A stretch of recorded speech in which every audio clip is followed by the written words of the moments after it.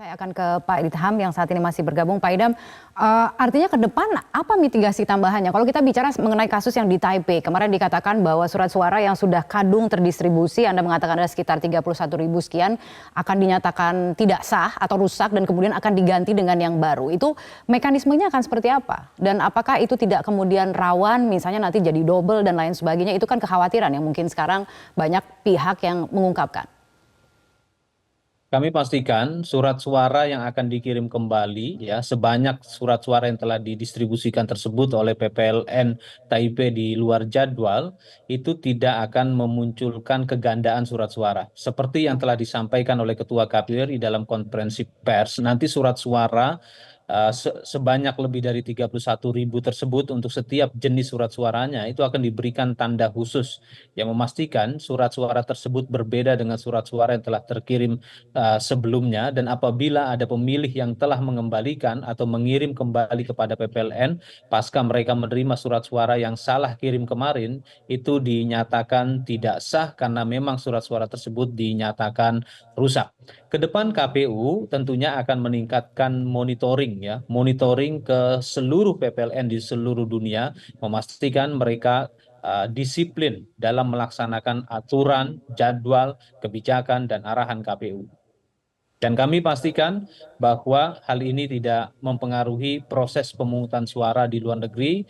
Oleh karena itu, kepada masyarakat, baik masyarakat Indonesia yang berada di dalam negeri maupun masyarakat Indonesia diaspora atau yang berada di luar negeri, mohon bijak dalam menerima informasi ini bahwa kejadian ini tidak disengaja, murni kesalahan prosedur operasi atau ketidaktepatan dalam pelaksanaan jadwal pengiriman surat suara. Tidak ada maksud lain dan KPU telah memberikan peringatan tegas kepada yang bersangkutan. Oke, untuk sosialisasi sendiri akan ditambahkan, Pak? Mungkin jadwal sosialisasinya masih kurang dan lain sebagainya. Apakah kemudian ke depan itu masih akan ditambahkan? Dari 128 PPLN di seluruh dunia, itu hanya satu, artinya 0,78%.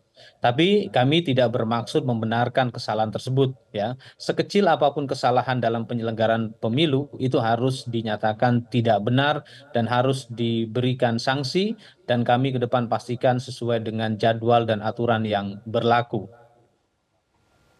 Oke, baik. Mungkin ada satu catatan terakhir, Pak Idham, ini singkat saja sebelum saya ke Mbak Titi.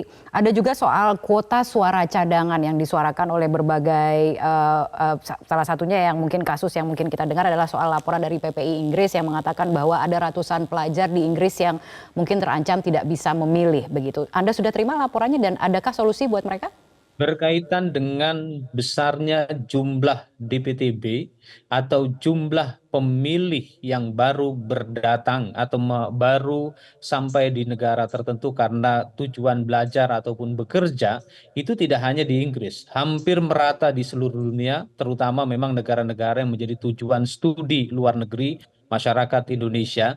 Kami tegaskan bahwa KPU dalam mencetak surat suara sesuai dengan Undang-Undang Pemilu itu jumlahnya adalah DPT plus 2%. Berkenaan dengan jumlah DPTB atau pemilih pindahan yang begitu banyak, ya, akibat baru berdatangan atau baru melakukan studi di luar negeri misalnya, itu kami akan tetap memberikan pelayanan selama surat suara tersebut tersedia, ya. Oke. Di atas itu Termasuk yang tidak akan 2% tersebut. diakomodasi. Jadi pada prinsipnya kami tidak akan melakukan penambahan cetak surat suara, kami akan cetak surat suara sesuai dengan DPT per TPS ditambah 2% tersebut. Baik kalau begitu. Mbak Titi, catatan terakhir, Mbak. Ya, saya kira pertama karena kita ada dalam konteks ini ya pemilu di dalam dan luar negeri itu ada jarak yang memisahkan, tentu memperdekat jarak itu menjadi tantangan dan itu bisa dilakukan dengan kontribusi teknologi. Hotline-hotline yang menghubungkan antara PPLN dengan KPU RI itu harus lebih disediakan secara inklusif. Karena begini Mbak Kania, ini kan kita bicara pengelolaan pemilu di luar negeri yang langsung di bawah kendali KPU RI. Mereka pun hanya akan menerima 2 surat suara, yaitu DPR RI dan juga pemilu presiden.